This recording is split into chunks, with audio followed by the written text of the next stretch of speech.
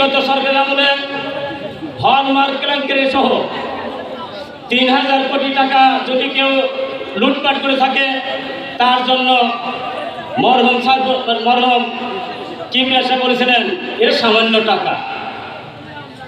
শুধু তাই নয়, অসংখ্য ব্যাংক দেউলিয়া করেছিলেন। এদেশের সম্পদ বিশ্বে প্রচার করে দেশটাকে খান খান করে ফেলেছে। এদেশের মানুষ আজকে স্বয়ং সম্পদের পথে হতো যদি দুর্নীতি মুক্ত বাংলাদেশ করতে পারত।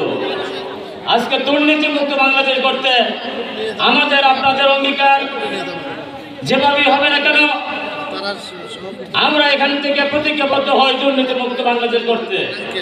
যে যেখান থেকে থাকি সেখান থেকে আমরা দুর্নীতি মুক্ত বাংলাদেশ করতে আগে নিজেরা প্রতিজ্ঞা হয়ে প্রতিরোধ করে তোলার আহ্বান জানাই।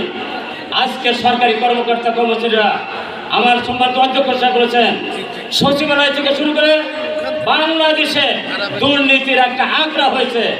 এই আঁকড়া কিভাবে কমানো যায়, মাননীয় প্রধান অতিথির দৃষ্টি আকর্ষণ করি।